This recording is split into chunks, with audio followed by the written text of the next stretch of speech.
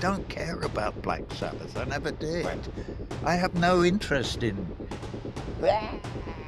biting the heads off chickens or whatever they do. I couldn't care less. All sorts of stuff going around about my dad being, going to Switzerland and was going to euthanize himself, and this was all planned, and this was it was not. Absolutely not. That is categorically untrue. The music, I have no idea. I couldn't give a fuck. I don't care about Black Sabbath. I never did. I have no interest in biting the heads off chickens or whatever they do. I couldn't care less. So I'm more interested. Just Swift or Bubblegum or Kim Kardashian's bum. I don't know. It doesn't matter. And it doesn't matter. But I think Ozzy Osbourne, who just died, bless him, in his whatever that state that he was in his whole life, we'll never know. We didn't, although he was all over the TV for hundreds of years with his idiocy and nonsense. You probably think you know the story of Ozzy Osbourne, the Prince of Darkness, the wild rock star, the man who bit the bat on stage.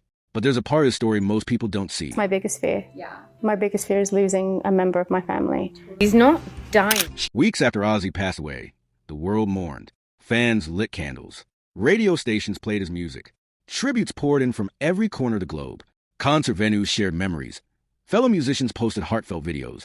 And social media was filled with images of Ozzy at his wildest, funniest, and most iconic moments. Parkinson's is really tricky. We don't know good days from bad days until you're in it. It's just, I'm burdened to my wife, burdened to everybody that works for me. I've never been like this in my life. do you think had you not gotten the operation back then, you would have been paralyzed? No, I don't think. I think the guy was insane. I'm paralysed now to a certain degree. I can't fucking walk. It's not like Ozzy Osbourne to be laid up for. I've never been this long laid up in my life. Just as the world seemed to pause and honor the life of a man who had given everything to music, someone else decided to speak, and it wasn't kind. After that historic final performance from Ozzy Osbourne, a lot of Ozzy fans are outraged following some recent comments made by Pink Floyd's Roger Waters. Don't care about Black Sabbath. I never did. I have no interest in that. Roger Waters, one of the biggest names in rock history, gave an interview. Instead of paying respect, he dismissed Ozzy's life entirely, calling it idiocy and nonsense. He said he didn't care about Black Sabbath, and even mocked the chaotic moments that made Ozzy famous. Biting the heads off chickens, or whatever they do. I couldn't care less. The bat, the stage dives, the antics that seem outrageous to some but legendary to others. Imagine reading that just weeks after your husband, your father, your friend had died. For Sharon Osbourne, seeing those words was like reopening a wound that hadn't yet begun to heal. She had been quiet, almost entirely absent from public commentary, mourning in her own private way. She'd shared a few small gestures, a tribute post here and there on Instagram, quietly acknowledging the life of the man she'd been married to for more than 40 years. And now, a fellow rock legend was publicly tearing him down. It doesn't matter. But I think Ozzy Osbourne, who just died, bless him, in his whatever that state that he was in his whole life, we'll never know. We didn't, although he was all over the TV for hundreds of years with his idiocy and nonsense. Kelly Osbourne, who had already been sharing her memories of her father, both the funny ones and the emotional, tender ones, felt a punch to the gut. She had poured herself into her music, interviews, and tributes, expressing her grief and love for Ozzy in every word, and now it felt like someone was mocking those memories.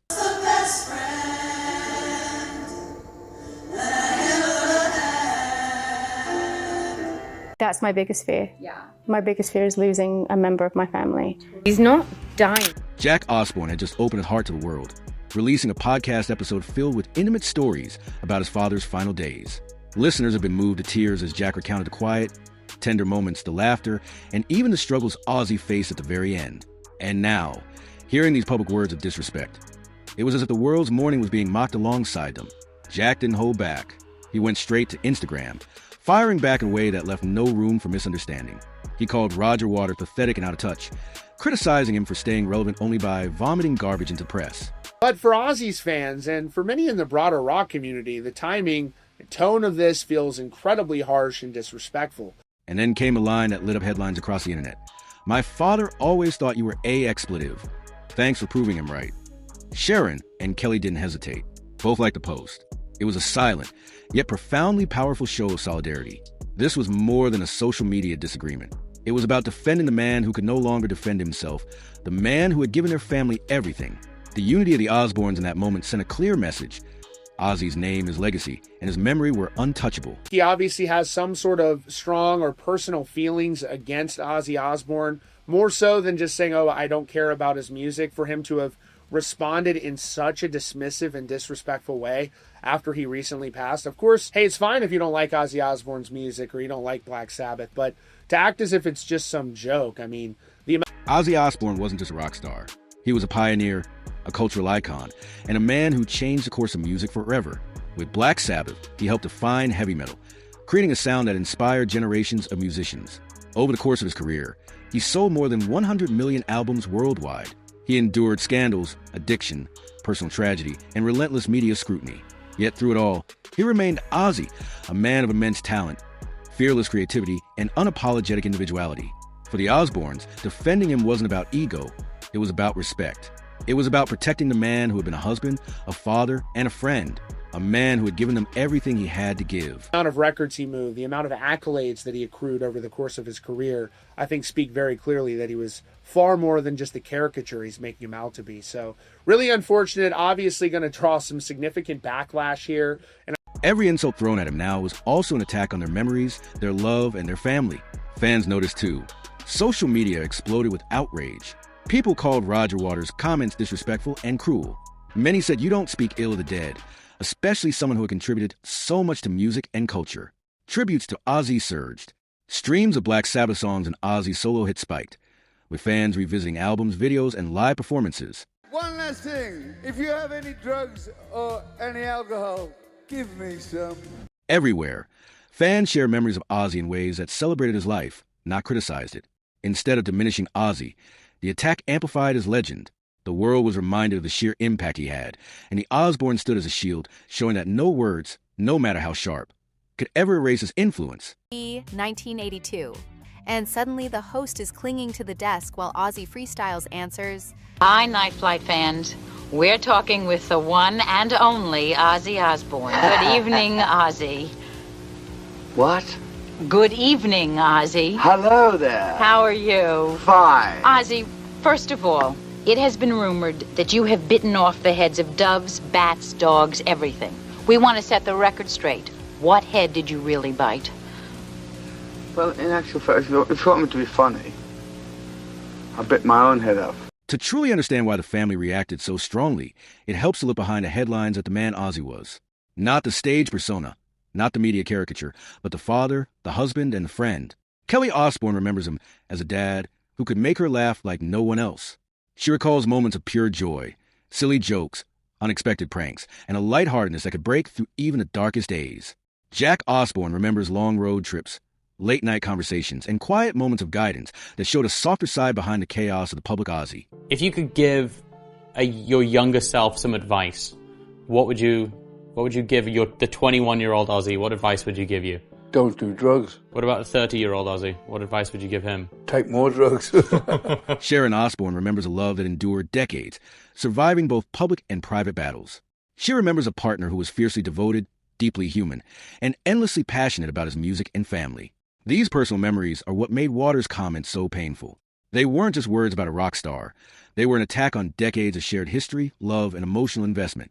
To trivialize Ozzy's life in such a cruel way was more than insensitive. It was personal. And yet, even in grief, the family's response highlighted something powerful.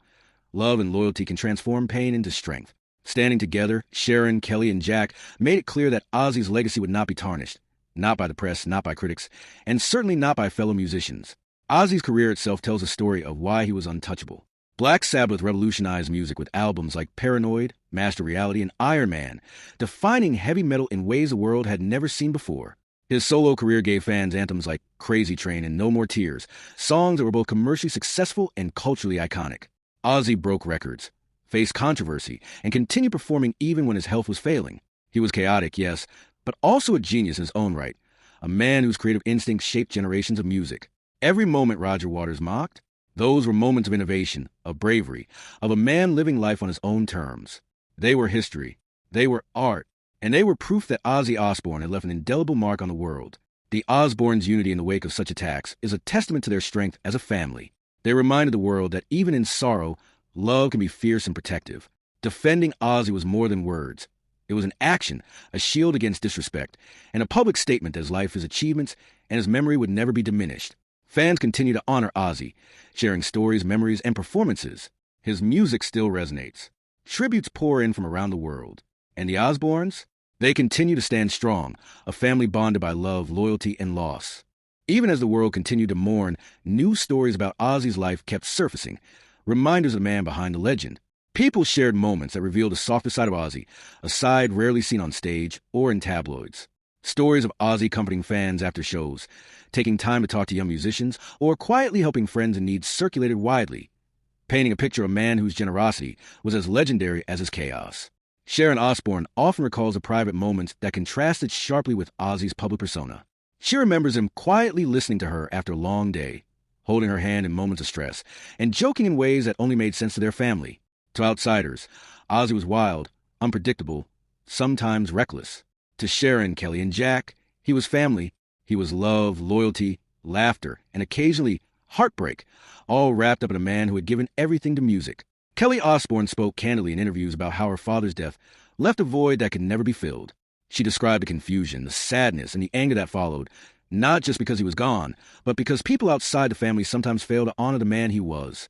Roger Waters' words, while shocking, became a catalyst for Kelly to share even more memories publicly, letting fans see the depth of her father's love for his family, his devotion to his craft, and his enduring sense of humor. Jack Osbourne continued to speak out, recounting intimate details that made Ozzy feel alive again for those who never met him. He talked about long drives where Ozzy would sing along to music he had never heard, about late-night talks where wisdom and silliness collided, and even small gestures, like leaving a note for a loved one, that revealed the tenderness beneath the stage persona. Jack's stories resonated deeply with fans, who flooded social media with their own memories, proving that Ozzy's influence extended far beyond music. It was personal, emotional, and life-changing. Fans weren't just reacting, they were mobilizing. Online communities sprung up, sharing clips, interviews, and photos to celebrate Ozzy's life rather than mourning his death. Hashtag Remember Ozzy trended worldwide, with thousands posting their favorite memories of concerts, personal encounters, or even first time they heard a Black Sabbath track that changed their lives. Streams of Paranoid, Crazy Train, No More Tears, and countless other classics skyrocketed. It wasn't just nostalgia, it was a global acknowledgement that Ozzy Osbourne's legacy could not be shaken by cruel words. And yet, the family knew that this fight wasn't just about fame or legacy, it was deeply personal. Every time someone tried to diminish Ozzy's achievements, they were also trying to diminish the life of a husband, a father, and a friend. Sharon, Kelly, and Jack understood this better than anyone. Their defense wasn't performative, it was instinctive. It was a natural response of family protecting their own when the world misunderstood, misrepresented, or outright attacked them. Even in the wake of grief, the Osbourne strength became a beacon for others. Fans reached out, sending messages of solidarity, sharing their own stories of loss, and connecting with the family through shared experience. Sharon would read these messages late at night, finding solace in the fact that Ozzy's life had touched millions, creating bonds that stretched far beyond the music itself. Kelly and Jack saw the same thing. The outpouring of support wasn't just comforting. It was validating. It proved that Ozzy had truly mattered in ways that transcended charts, sales, or headlines. In those moments, it became clear that Ozzy's story was bigger than any controversy. Yes, he had been controversial. Yes, he had been wild. But he had also been human. He had loved, he had struggled, and he had fought, often in ways the world never fully understood. Roger Waters' words, while painful, inadvertently highlighted this truth. They reminded the world that Ozzy Osbourne had lived a life so extraordinary that it provoked strong reactions, both admiration and criticism. The family's response solidified something else. Loyalty can turn grief into power. Sharon, Kelly, and Jack were not just mourning. They were actively shaping how the world would remember Ozzy. Every interview, every post, every story shared was part of a larger effort to preserve his memory. They weren't just telling people to respect Ozzy. They were showing them why. And that demonstration of love, unity, and pride became an essential part of his ongoing legacy. Musicians who had once toured with Ozzy began speaking out as well. Stories of late-night jam sessions, backstage jokes, and creative breakthroughs painted him as more than a performer. He was a collaborator, a mentor, and sometimes a father figure to those around him. Fans eagerly devoured these stories, watching videos of Ozzy interacting with his bandmates, listening to his advice, and celebrating his quirks. Every anecdote reinforced the idea that Ozzy Osbourne was irreplaceable, not just in music, but in the lives he touched. Even in death, Ozzy continued to teach lessons. Fans spoke about how his resilience inspired them, how his willingness to embrace his flaws gave them courage to do the same. Social media posts multiplied, with tributes ranging from heartfelt essays to artwork inspired by his music, to clips of his most outrageous moments on stage. People weren't just remembering Ozzy, they were experiencing him anew, and the Osbournes were there to guide the narrative, ensuring that every memory honored his life rather than diminishing it. And so, the family's unity and the fans' devotion created a powerful feedback loop. The more the world tried to criticize or diminish him, the louder the collective voice in defense of Ozzy became. It wasn't just a statement about fame or music. It was a statement about love, respect, and enduring power legacy. Sharon often spoke about the paradox of grief, that the deepest sorrow could coexist with the deepest pride. She grieved her husband, yes, but she also celebrated him constantly, sharing stories, preserving memories, and holding the family together. Kelly and Jack did the same, each in their own way, turning sorrow into tribute. Ozzy's legacy, it became clear, was not fragile. It was living, breathing, and evolving. Every story shared, every song streamed, every memory told added layers to his legend. And the Osbournes, by standing strong, by telling the truth of who he was, and by refusing to let anyone disrespect him, became guardians of that legacy. Fans across the globe noticed. Stories emerged of people who had never met Ozzy but felt connected to him through his music, his story, and now, the family's dedication. Many shared how his songs had helped them through tough times, how his honesty about addiction and struggle had given them courage, and how his unapologetic individuality had inspired them to embrace themselves fully. This connection between artist, family, and fan proved unbreakable. Roger Waters' words may have sparked outrage, but they also reminded everyone why Ozzy Osbourne mattered. They reminded the world that his life could not be simplified, dismissed, or forgotten. Every story, every tribute, every shared memory became another brick in the fortress of his legacy.